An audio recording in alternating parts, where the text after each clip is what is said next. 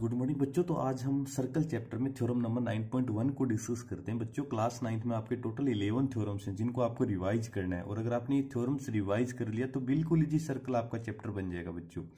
अब देखिए थ्योरम जो 9.1 है उसका स्टेटमेंट मैं रीड कर देता हूं बच्चों। स्टेटमेंट ये है, equal chords of a circle subtends equal angle at the centre. कोर क्या होता है, मैंने कल आपको बेसिक जो वीडियो बनाया था उसमें बताया था बच्चों। कोर होता है सर्कल पे कोई भी वो लाइन सेगमेंट जो सर्कल पे 2 पॉइंट्स को क्या करे, ज्वाइन करे, वो हमारा क्या होता है, कोड होता है। और भी मैंने बताया था कि सर्कल की जो लॉन्गेस्ट कोड होती है बच्चों वो क्या होती है, डायमीटर होती है। और भी मैंने कुछ बताया था कि जो डायमीटर होती है वो रेडियस का क्या होती है बच्चों, डबल होती है। यानी कि जो डी होता है वो हमारा इक्वल टू होता है 2 इंटू आर के इक्वल होता है। पहले मैं थ्योरम 9.1 को प्रूव करके दिखाता हूं आपको।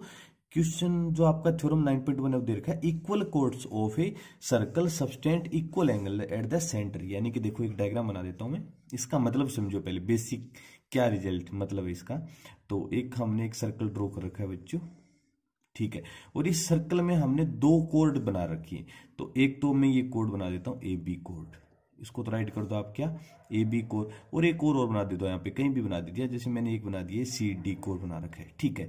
और इस सेंटर इस सर्कल का वो क्या मेरा ओ है। तो हमें क्या दे रखा है बच्चों, फर्स्ट ऑफ ऑल आपको ये देखना क्या गिवन है इस क्वेश्चन में, इस थ्योरम में। तो हमें ये दिया है कि दोनों कोर आपस में क्या है, देखो इक्वल कोर बोला है ना उसने, इक्वल है दोनों कोर्स। तो फर्स्ट ऑफ ऑल आपको क्या लिखना है यहाँ पे स्टेटमेंट में, सबसे पहले लिखना है आपको गिवन। गिवन क्या दे रखा है आपको, राइट कर दो, A B is equal to C D, ये हमें दे रखा है। फिर टू प्रूव, हम देखेंगे कि हमें प्रूव क्या करना है।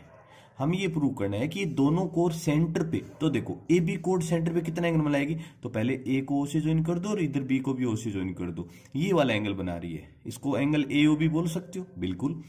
सी डी कोर सेंटर पे कितना एंगल बनाएगी, तो देखो इसको भी मिला दो इस सेंटर के साथ, ये मैंने मिला दिया, तो ये वाला एंगल बनेगी हमारा सीओडी। तो हमें ये प्रूव करना है कि एंगल ए ओ बी है ना, ये हमारा इक्वल होना चाहिए एंगल किसके, डी ओ सी के इक्वल होना चाहिए, डी ओ सी के इक्वल, ये हमें प्रूव करना है। ओके, अब हम करते हैं बच्चों इसमें प्रूफ, क्या करेंगे, प्रूफ करते हैं। कितने ट्राइंगल बने आपको दिखाई दे रहे, 2 ट्राइंगल, एक तो ए ओ बी और इधर से हमारा डी ओ सी। तो क्या लिखो बच्चों, इन ट्राइंगल, एक तो मैंने एओ बी ले लिया एंड दूसरा ट्रायंगल मैंने ले लिया यहाँ पे डी ओ सी, राइट कर दिया। देखो ध्यान से, क्या मैं एओ और ओडी को इक्वल बोल सकता हूं, वाई, बिकॉज यस, क्यों, क्योंकि रेडियस है सर्कल की। तो क्या राइट करोगे इसमें, एओ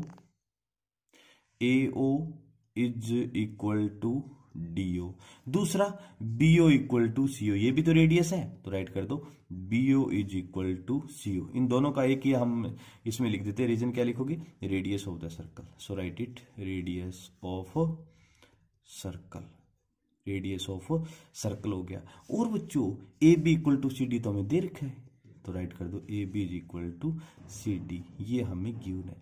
और मैंने आपको कॉन्ग्रुएंट ट्रायंगल्स में बताया था 2 ट्रायंगल्स, अगर उन तीनों की करस्पॉन्डिंग तीनों साइड्स इक्वल हो जाएं तो हम रूल लगाते हैं by side side side congruence rule.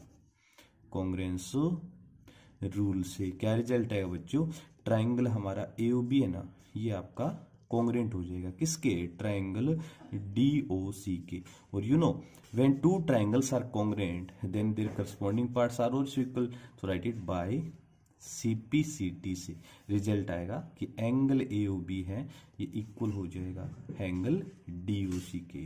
यही हमें क्या करना था, प्रूफ करना था। So finally write it, hence prove, hence prove, that is theorem 9.1। Clear बच्चों, हो वेलकम डियर।